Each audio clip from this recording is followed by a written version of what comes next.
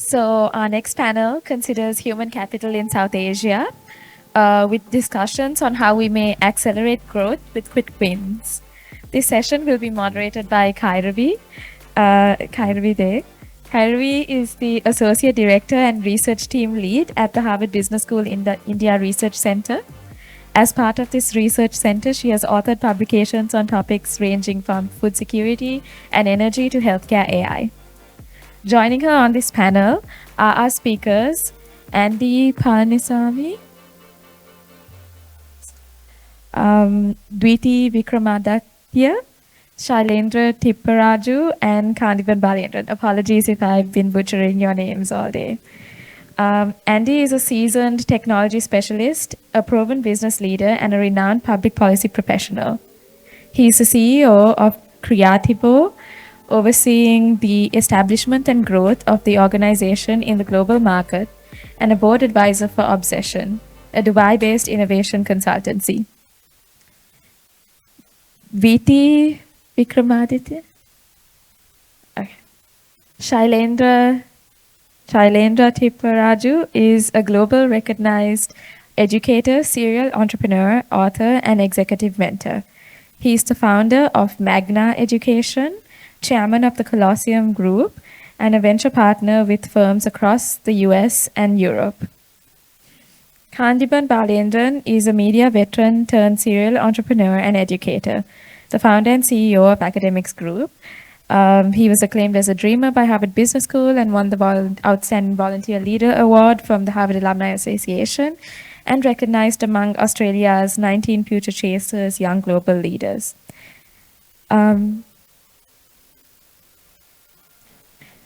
Apparently, we're getting a 2-minute tea break. So run to the back of the room, grab your tea, and run back. And then we'll start the panel to speak on human capital in South Asia, accelerating growth with quick wins.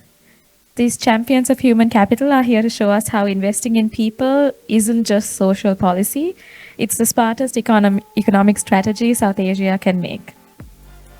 Kairavi, over to you. I think before Kairavi starts, I know it's very difficult to have, listen to conversations, especially after lunch. But I'm going to ask everyone to come and join us. Otherwise, forget about me, but we have great guys who are working in education, AI, tech space. So please join us. Please you can come and join us at front row seats. Guys, over there.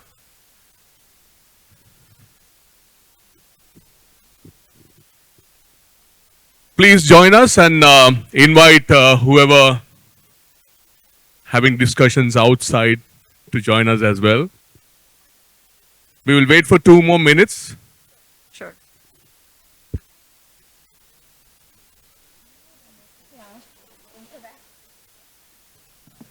Yeah, so the class will be more interactive.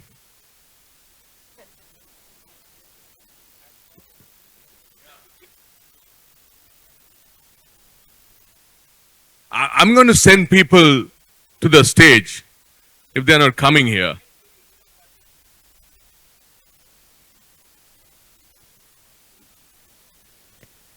Grab your tea, coffee, and come back.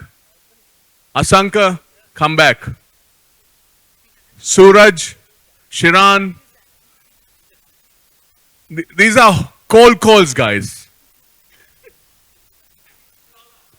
Yeah, I didn't do anything to them, I didn't scare them at all. Good evening, everyone. It's been a long day for everyone.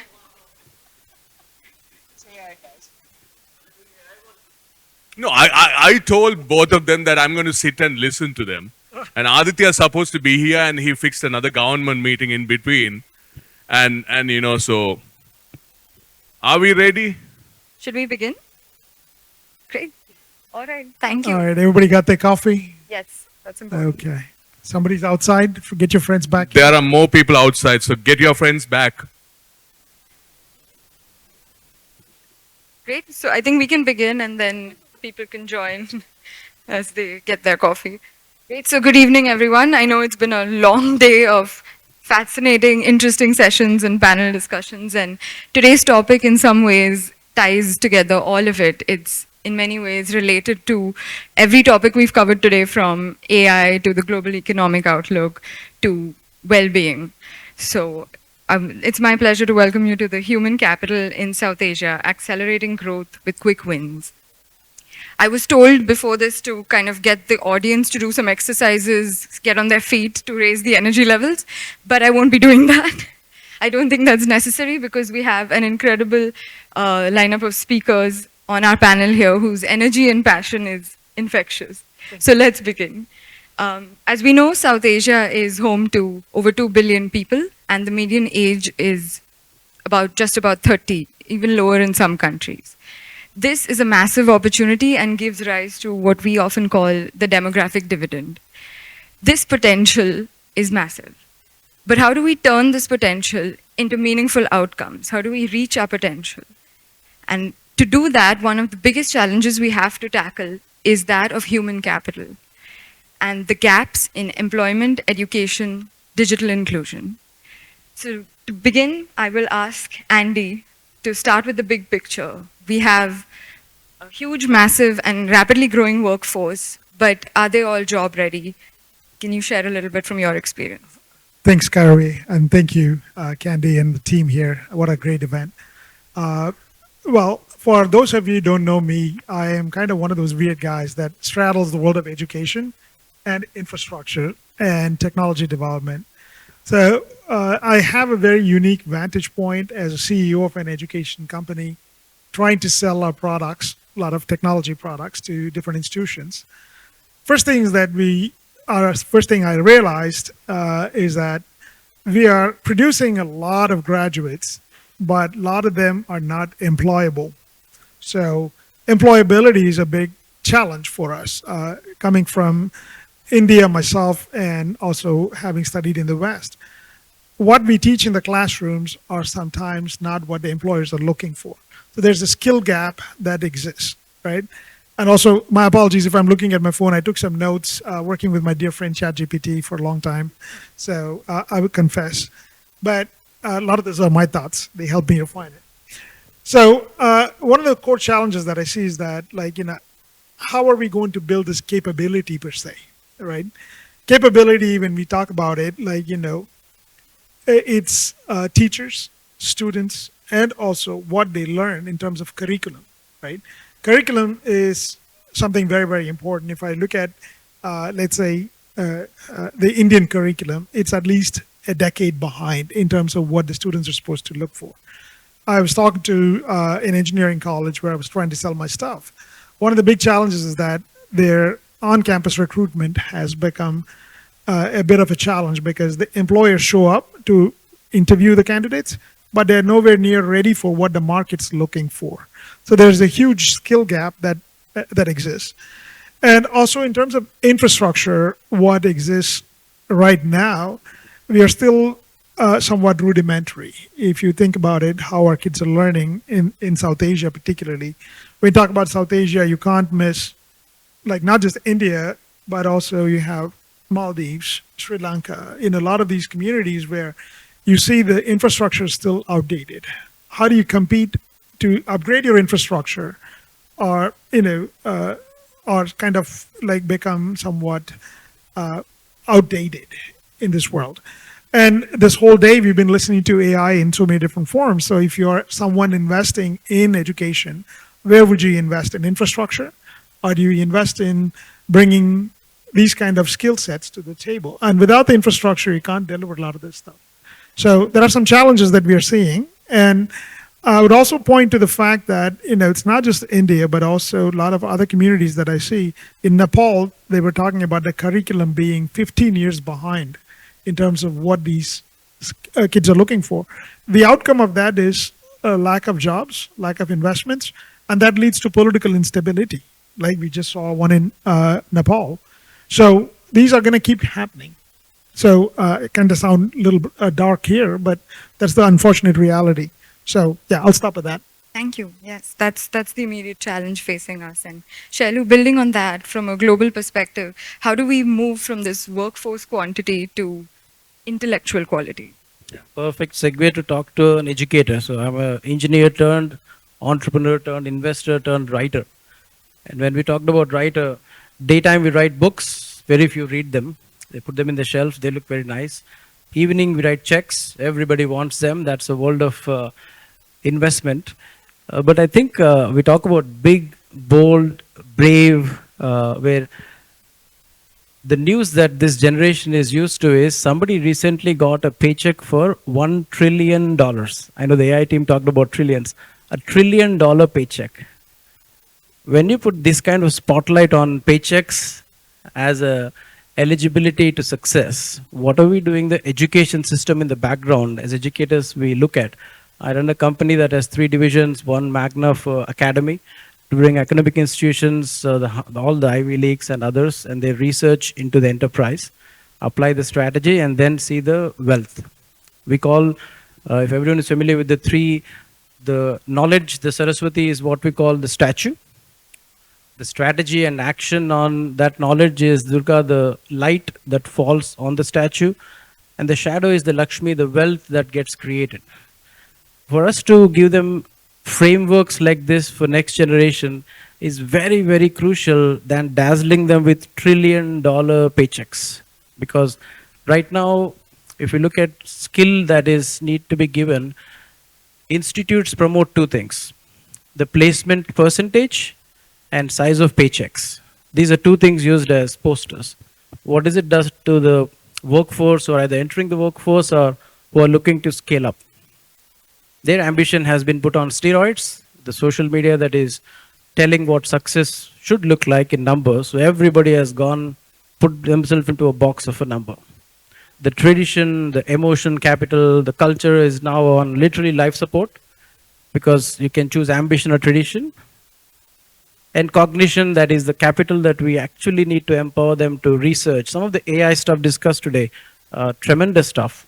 I mean, the cognition that these gentlemen had in terms of preparation for AI versus AGI versus ASI, that's the kind of depth in knowledge we need people to prepare for when they enter into the workforce. Otherwise, they're fiercely competing for what would be the paycheck compared to my others. How can I reflect it as a rite of passage? Hence, which university should I get into? They have reverse engineered the whole ambition instead of cognition. So the way I see it is, cognition capital should be the #1 thing. I mean, the world has been now segmented in our South Asia into 3. Jobs looking for people, they can't find a match. People looking for jobs, they can't find. And people in jobs, they don't like. We need to create that 4th segment of qualified workforce in adaptive workplaces that they truly enjoy, looking forward to come to work, so that they can go back home content that they created social value, intellectual value. Financial value is an outcome, as I see it, as an educator. Thank you. Thanks so much. Thank you both for setting the stage with that.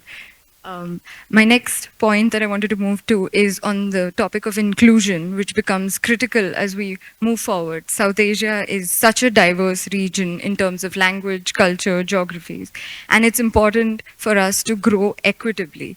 So we heard earlier today from the founder of the KIIT and KISS University and all the incredible work they're doing. Unfortunately, Aditya could not be on the panel, but inclusion becomes one of the key themes. And Candy, if you would like to share something about that. Absolutely. It's such an honor to be on the stage with my friends Shailu all the way from Chicago and Andy from UAE. Thanks for making an effort to be here, and thanks for moderating this panel, Kairavi. And thanks for all your efforts as the head of research of India Research Center of Harvard Business School. We have 2 legends. I told them that I'm going to listen to them. You made me speak. So what I believe is that Harvard helped me to challenge and understand my purpose of my life.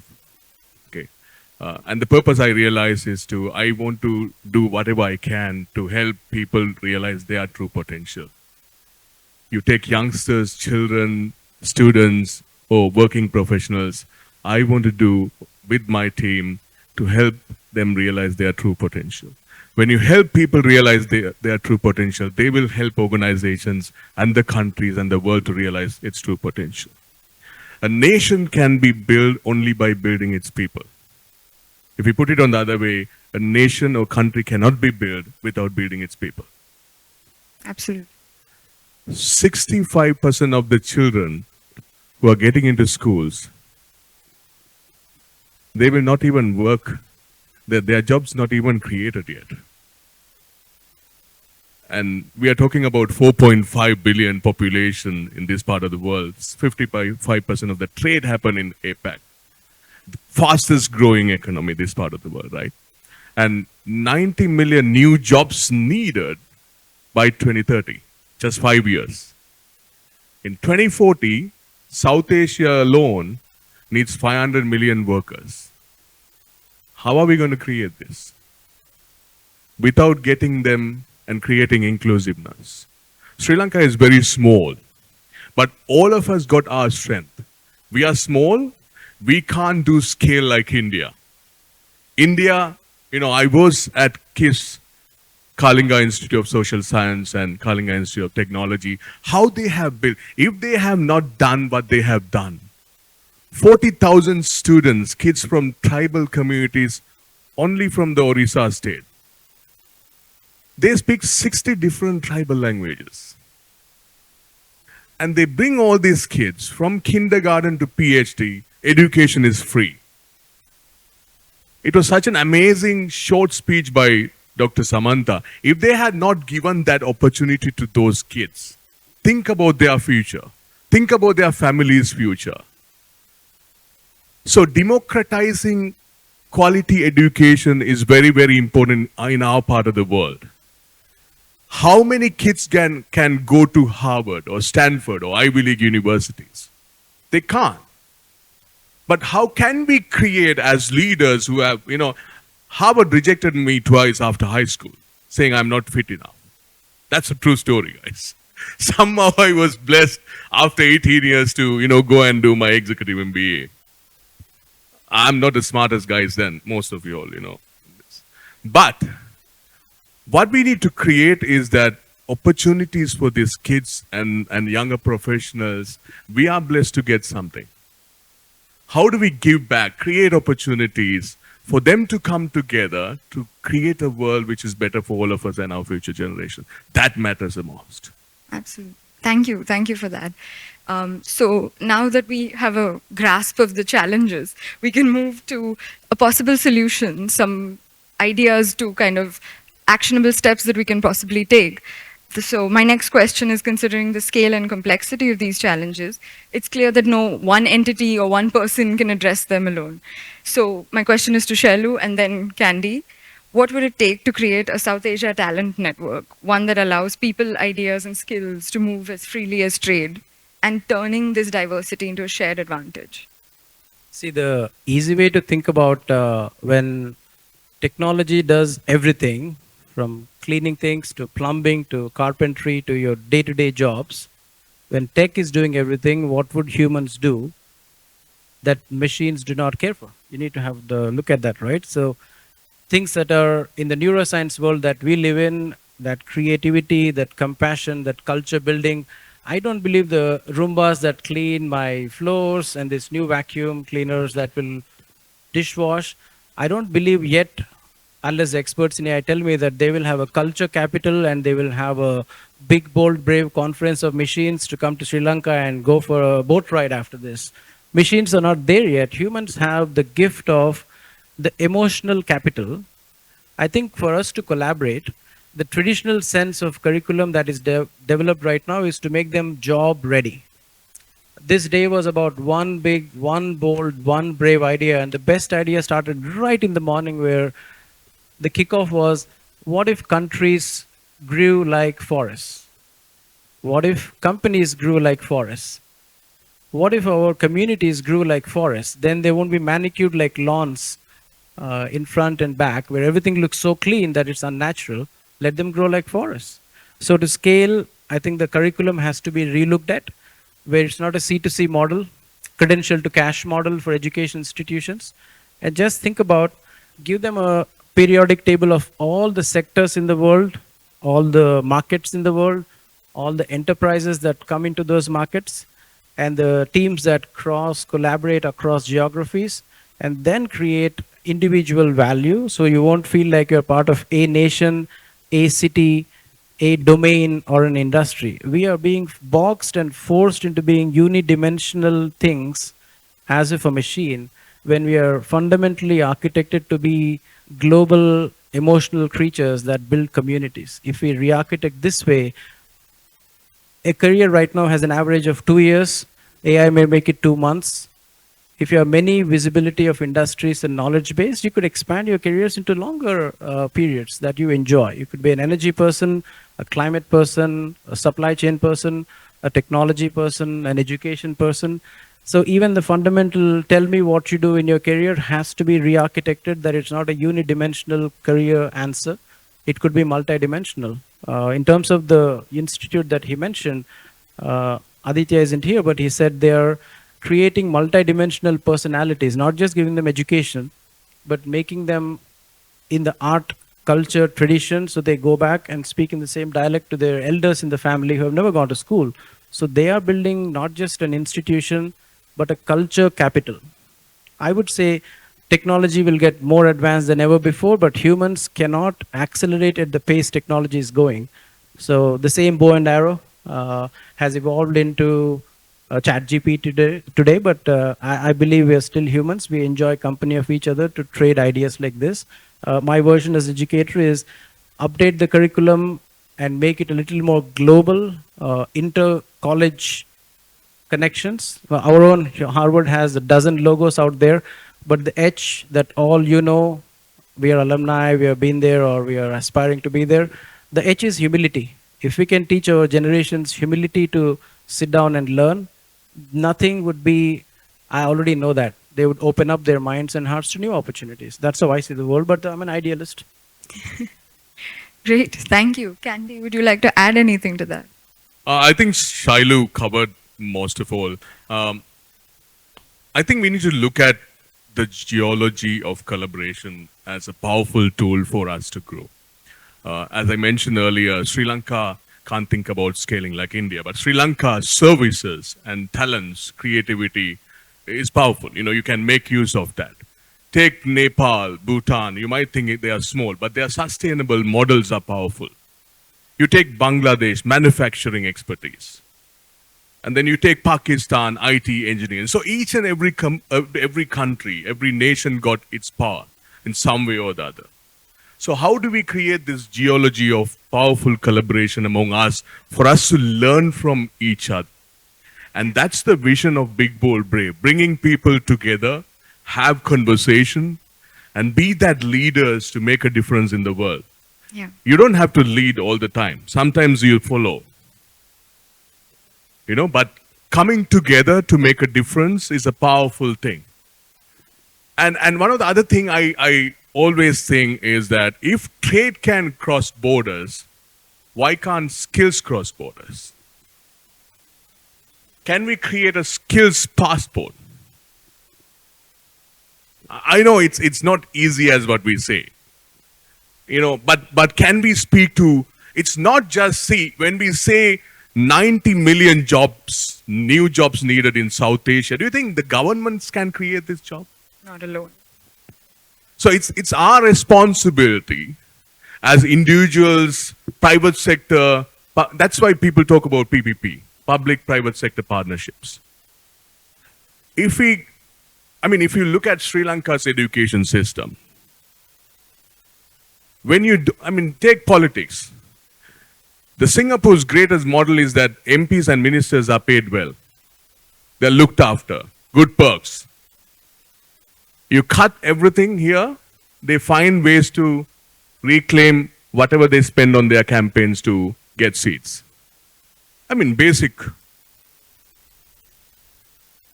If you don't give teachers the right salaries they deserve, the education system collapses. If you look at the past few decades of Sri Lankan education system, the salaries teachers were getting is far less than most of the industries.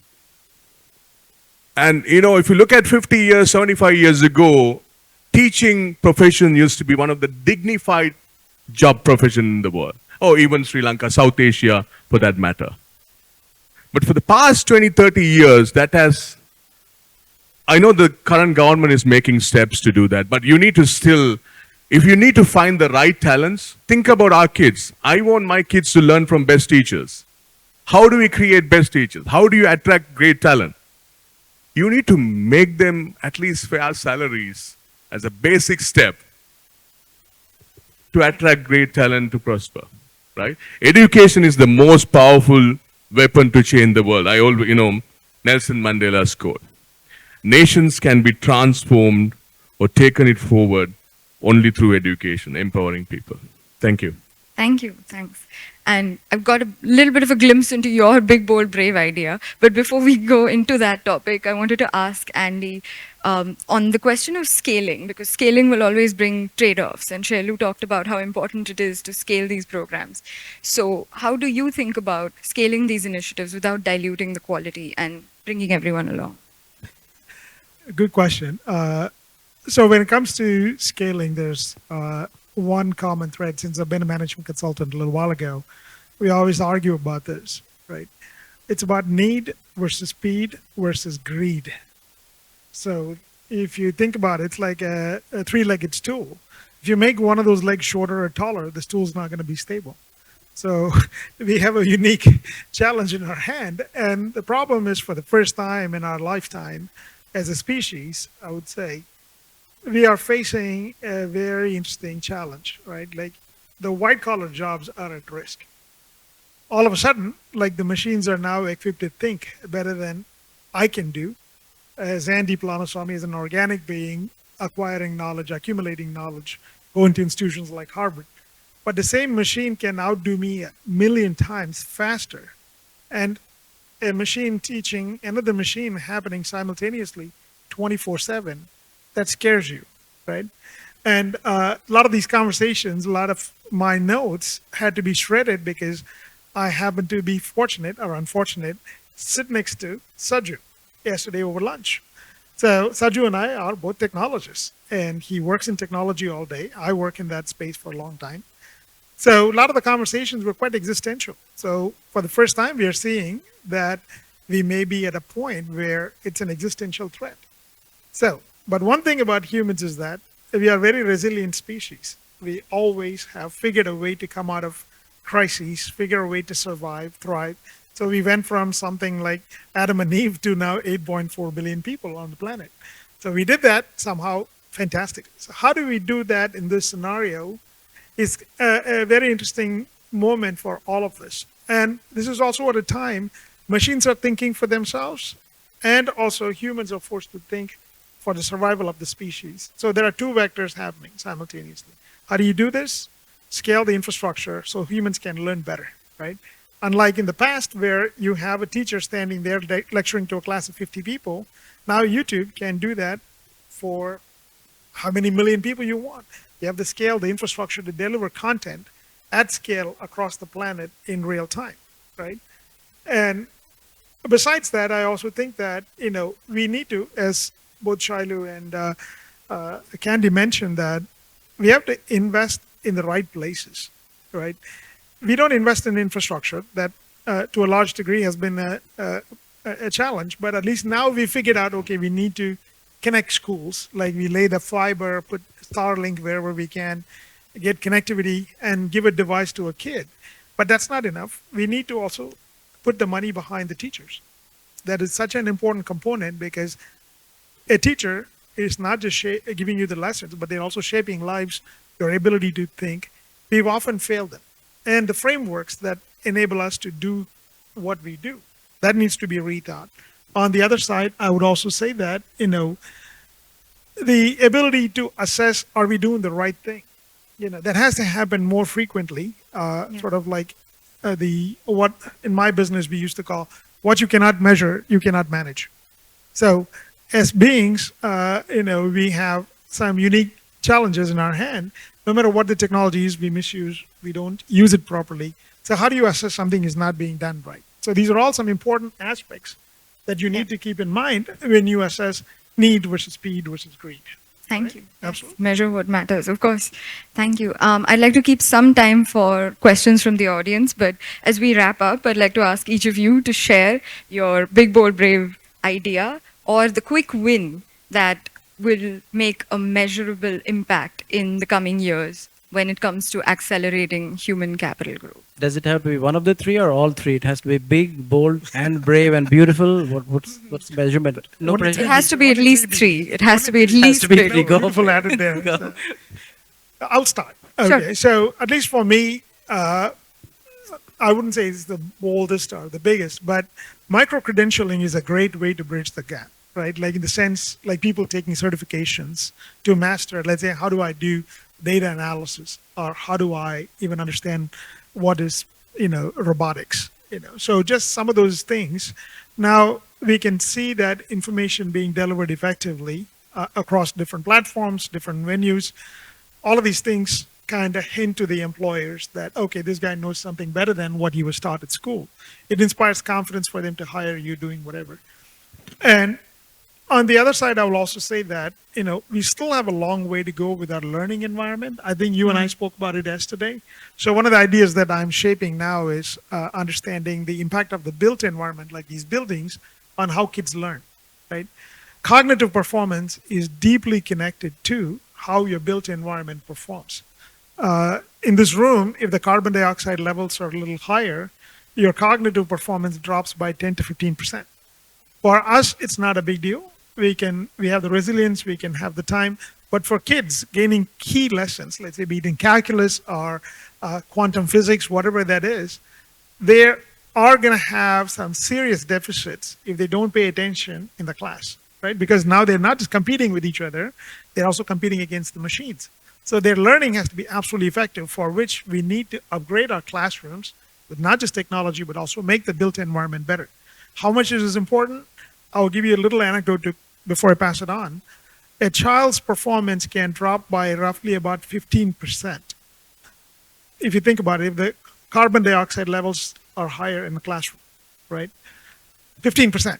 And I spoke to a dean of a medical school, and he said, we can stand upside down or do all kinds of things to improve 5%. That is a great thing for us to do, which means they're spending billions of dollars spending on technology, this and that, to upgrade just 5%. But 15% deficit comes from a stuffy classroom. And the best thing that we did growing up in India, they will say, oh, the classroom is stuffy, open the window. But if I open the window, there's PM 2.5, particulate matter pollution, that's walking into my classroom. So I am battling now between particulate matter or carbon dioxide levels in my classroom.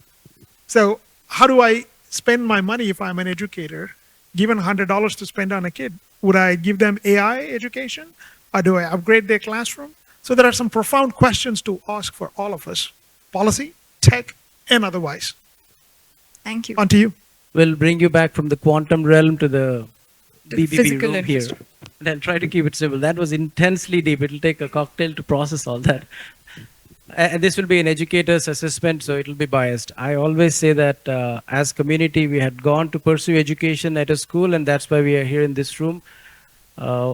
If you make education as a milestone, you will keep chasing success and validation for life.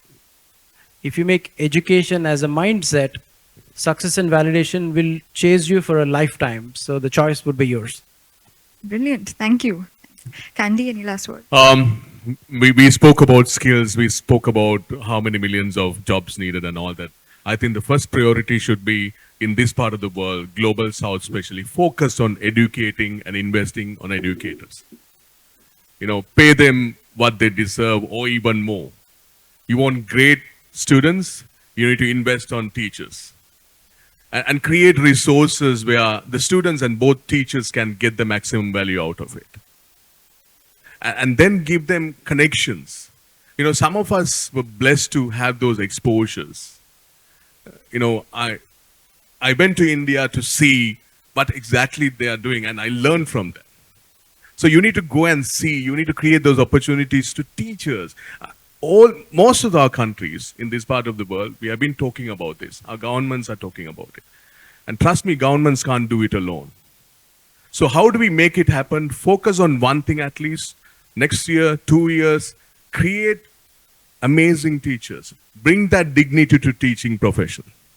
Yeah. That will create wonder in every nation in this part of the world. Definitely. That's a great idea. Thank you. Thank you so much. We've learned a lot from our panelists today. One is human capital is definitely one of the biggest drivers of growth in this region. We've got some great ideas. Invest in teachers and counterintuitively think about physical infrastructure as much as we're thinking about AI and digital. Can I have And- one more minute? Absolutely, And go one ahead. more thing, if I can say, is if Andy and Shailu can decide, venturing out in Sri Lanka, and some of you all decide to go, to US or UAE, and that's what BBB means. Create opportunities and create connection, help each other, and then see how we can work together to make things Absolutely. happen. We need our skills and our knowledge to transcend the borders. Thank you. Thank you so much to all our panelists. Thank you for this. We can open to audience questions if we have time. We seem to have about 4-5 minutes left. So questions are only to Shailu and Andy, not to me. I'm Sure. known to asking questions, not to. Can I ask you? No,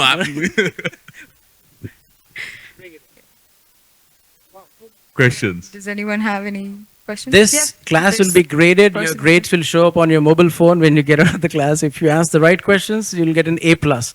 Continuous education, yes. Sri Lanka being one of the few countries who's fully providing free education end to end. If you take one student for 17 years, government is paying money. And at the moment, there are like 4.5 million students studying for free, paid by the government. As a percentage, again, one of the highest globally. Now, the problem is when you are talking about skill passport, the brain drain has been a huge problem for Sri Lanka for a long time. Government is spending a lot of money on education, starting from grade 1 to university, finishing university. But still people moving out from Sri Lanka, but the talent doesn't come to Sri Lanka. Where went wrong and how we can change it?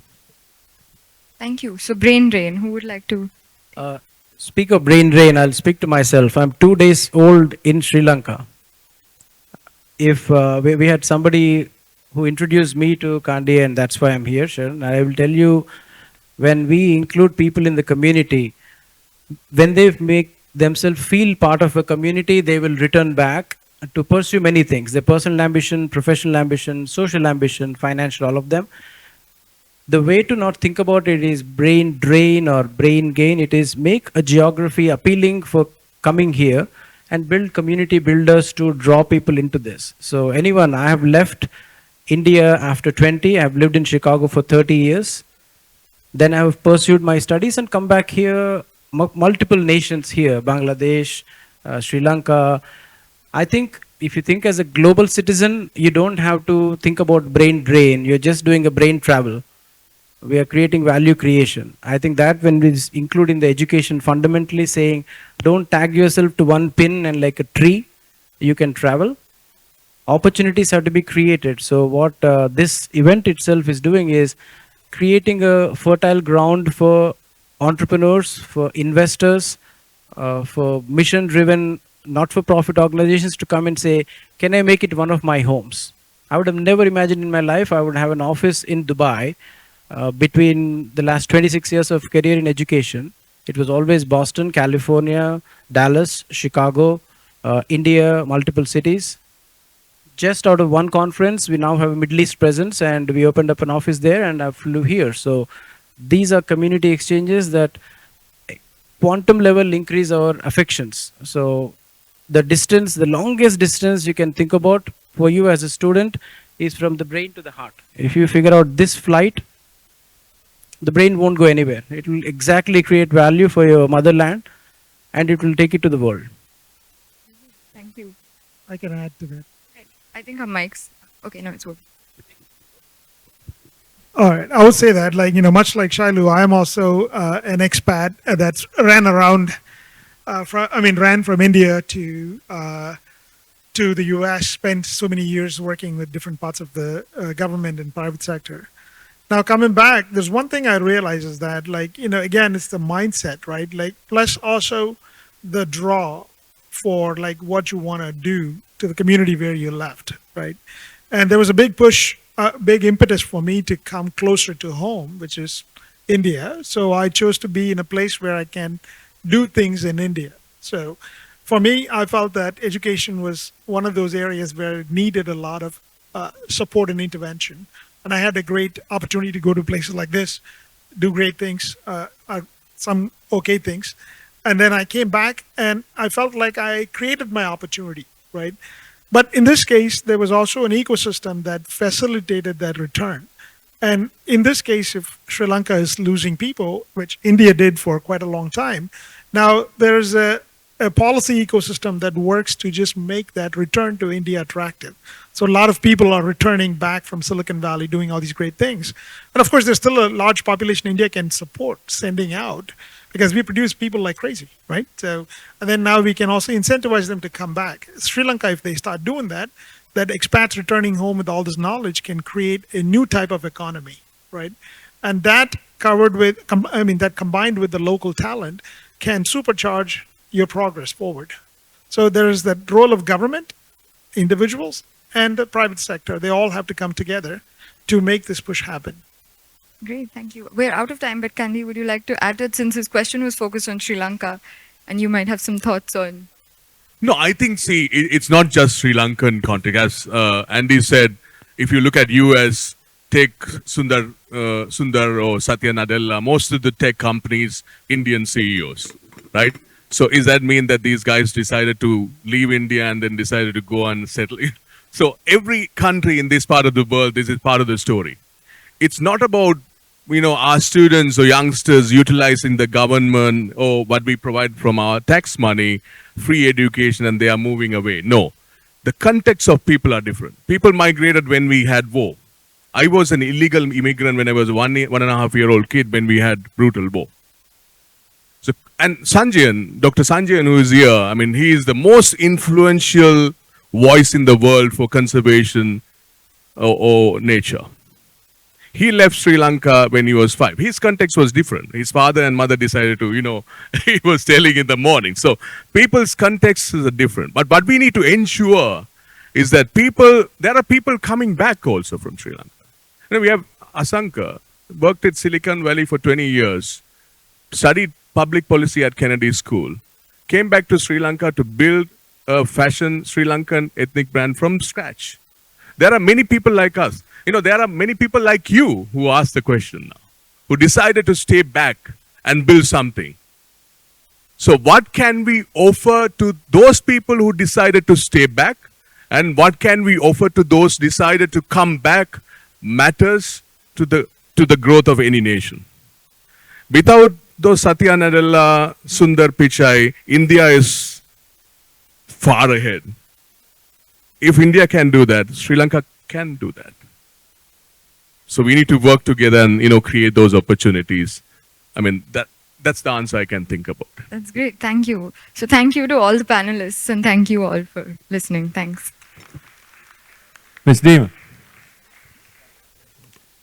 come. Yeah, you come. Yeah. Come. You come. Hand over the gifts, please. Since we are talking about education, I figured somebody still in just graduating from school is the right person to give.